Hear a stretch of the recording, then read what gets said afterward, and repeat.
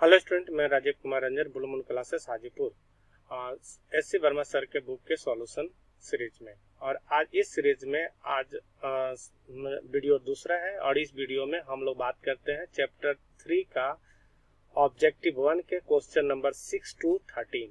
Clear? तो इसमें हम बात करते हैं क्वेश्चन नंबर 6।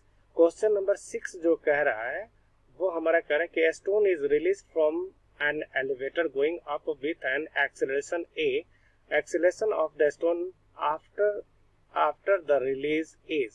मतलब है कि ये हमारा एलिवेटर हो गया और ये एलिवेटर ऊपर की तरफ ए एक्सेलरेशन से जा रहा है और ये मोशन अंडर ग्रेविटी करेगा स्टोन।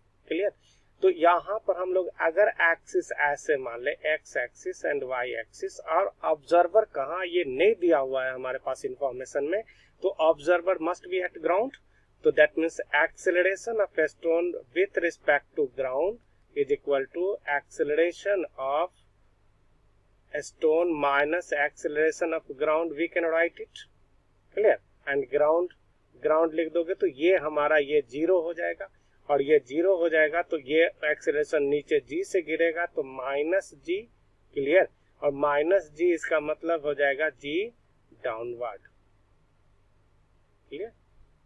और यहाँ पर इसी को देखोगे acceleration of the stone with respect to left, तो ये हो जाएगा minus g minus a, that is a plus g downward. ये डाउनवर्ड हो जाएगा। तो acceleration of the stone with respect to left ये दिया हुआ है, तो यहाँ पर नहीं दिया हुआ है तो ग्राउंड का कंसीडर करेंगे, तो ग्राउंड कंसीडर करेंगे तो जी डाउनवर्ड हो जाएगा। मतलब option D is our correct option. Clear?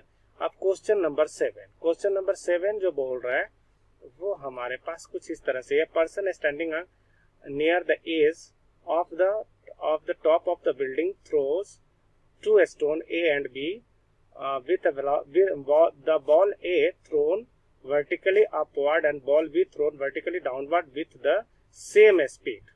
Clear? मतलब ये एक हमारा मान लेते हैं टॉप बिल्डिंग से और इसमें एक ऑब्जेक्ट ए जो है वो ऊपर की तरफ u और दूसरा b है जो नीचे की तरफ u वेलोसिटी से फेंका गया। ए ड्रैग हमारा 0 है, इसका मतलब रिटर्निंग जब ये आएगा तो डाउनवर्ड मोशन भी इसका कितना हो जाएगा u। मतलब क्या, ये दोनों सेम वेलोसिटी से गिरेगा, इसका मतलब ग्राउंड पर सेम वेलोसिटी से पहुंचेगा, इसका मतलब va is equal to dv हो जाएगा। क्लियर? तो option C is our correct. Clear? उसके बाद बोल रहे हैं but time to strike the ground is different. Clear? अब यहाँ पर दे रहा है क्वेश्चन नंबर 8। क्वेश्चन नंबर 8 जो बोल रहा है वो हमारा कुछ इस तरह से है कि in a projectile motion the velocity is always perpendicular to the acceleration. तो थोड़ा हम देख लेते हैं। ऑब्लिक प्रोजेक्टाइल की अगर मैं बात करूं तो ऑब्लिक प्रोजेक्टाइल में हमारे पास कुछ ऐसे हो जाएगा और ये थीटा एंगल से u वेलोसिटी से थीटा एंगल पर फेंका गया, तो ऐसा हो जाएगा कि यहाँ पर g नीचे काम करेगा, मतलब ये 90 प्लस थीटा हो जाएगा वेलोसिटी और एक्सेलरेशन। क्लियर? अब अगर हम पीक पॉइंट पर बात करें, अगर हम लोग पीक पॉइंट पर बात करें तो इधर हो जाएगा v cos थीटा हॉरिजॉन्टल और g हमारा क्या हो जाएगा डाउनवर्ड, मतलब वेलोसिटी और ये एंगल कितना हो जाएगा 90 डिग्री। अगर हम हॉरिजॉन्टल प्रोजेक्टाइल की बात करें तो ये u वेलोसिटी से फेंका जाएगा और नीचे हमारा g हो जाएगा, मतलब इनिशियली ये 90 डिग्री हो जाएगा। मतलब क्या, और उसके बाद कहीं भी एक्सेलरेशन हमारा ये 90 डिग्री नहीं होगा, थीटा लेस देन 90 डिग्री और इधर हो जाएगा theta greater than 90 degree. Clear? तो इसका ऑप्शन हो जाएगा is always perpendicular to the acceleration, not correct. Is never perpendicular to the acceleration, not correct. Is perpendicular to the acceleration for one instant only, this one is our correct। is perpendicular to the acceleration for the 2 instant, that is not correct। okay? तो option C is our correct option. Clear? उसके बाद बोल रहा है two bullets are fired simultaneously horizontally and with different speed from the same plane, which bullet hits the ground first।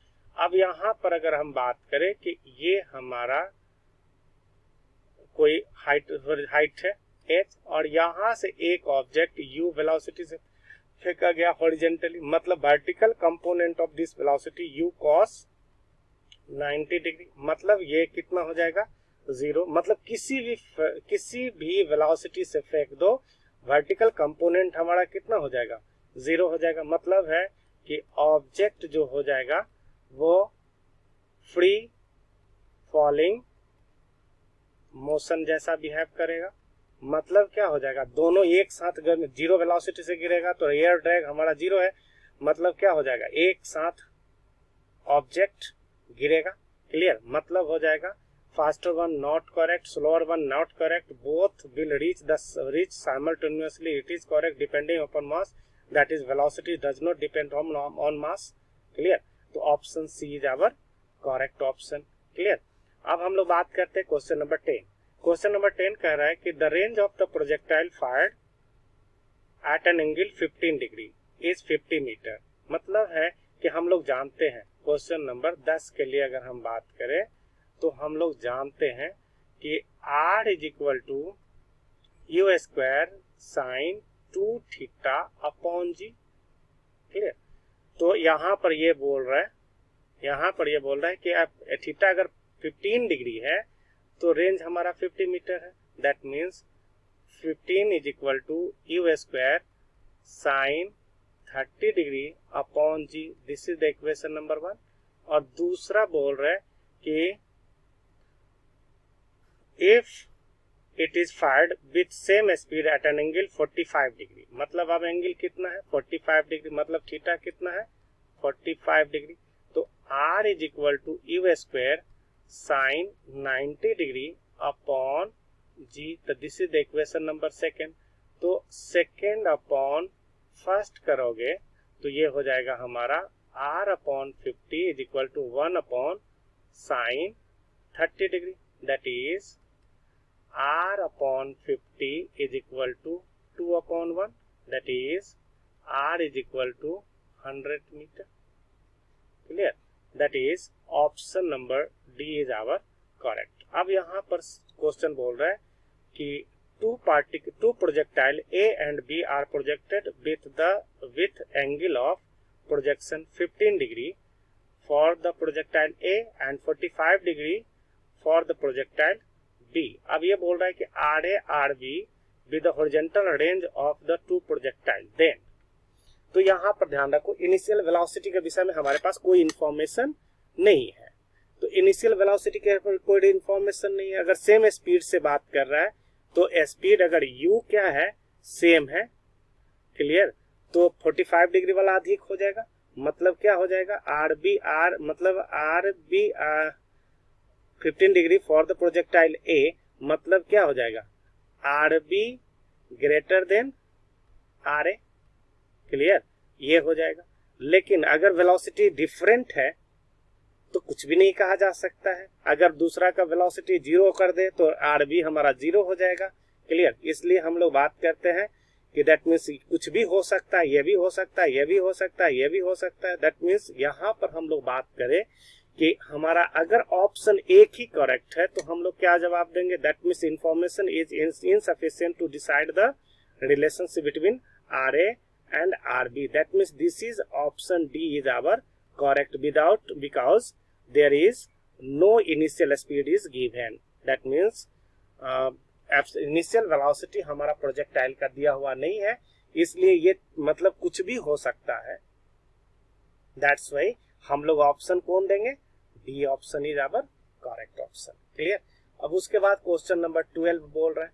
तो question number 12 बोल रहे हैं कि a river is flowing from west to east at speed 5 metre per minute. A man on the south bank of the river capable to swim 10 metre per minute in still water, clear, want to swim across the river in the shortest time, he should swim in the direction. तो मान लेते हैं कि अब यहाँ पर बात करोगे क्वेश्चन नंबर 12 के लिए, तो time to cross the river t is equal to L upon velocity of swimmer relative to river और sine theta. Clear, where theta is the angle, यहाँ पर अगर हम फिगर ड्रॉ करें तो इधर ईस्ट हो जाएगा, इधर वेस्ट हो जाएगा, इधर रिवर फ्लो है, वेलोसिटी ऑफ रिवर, क्लियर, और इधर नॉर्थ हो जाएगा, इधर साउथ हो जाएगा। तो ये अगर ये थीटा एंगल पर मतलब है कि स्विम करता है, velocity of swimmer relative to river, तो टाइम हमारे पास इतना हो जाएगा, where L is the width of the river. तो फॉर मिनिमम टी, क्लियर, तो sine theta must be equal to 1, that means theta is equal to what, 90 degree, मतलब swimmer must swim due north, clear, मतलब है कि ये swimmer किधर से तैरेगा बाबू, due north only, clear, for minimum time, clear. अब यहाँ पर बात कर रहे हैं क्वेश्चन नंबर 13। क्वेश्चन नंबर 13 बोल रहा है कि in the arrangement shown in the figure 3Q3 the ends P and Q are inextensible string moves downward with uniform speed u, मतलब ये नीचे u स्पीड से जा रहा है, ये भी नीचे u स्पीड से जा रहा है, तो ये इधर u स्पीड से जाएगा, ये भी इधर u स्पीड से जाएगा, तो ये भी the pulley A and B with mass m moved up with a speed, मान लेते हैं v वेलोसिटी से ऊपर जा रहा है, क्लियर। तो इस स्थिति में अगर हमें निकालनी है तो यहाँ पर ध्यान रखो कि कांस्टेंट इक्वेशन या इक्वेशन बेस्ड ऑन काइनेमेटिक्स का हमें यूज करना होगा। तो फ्रॉम इक्वेशन बेस्ड ऑन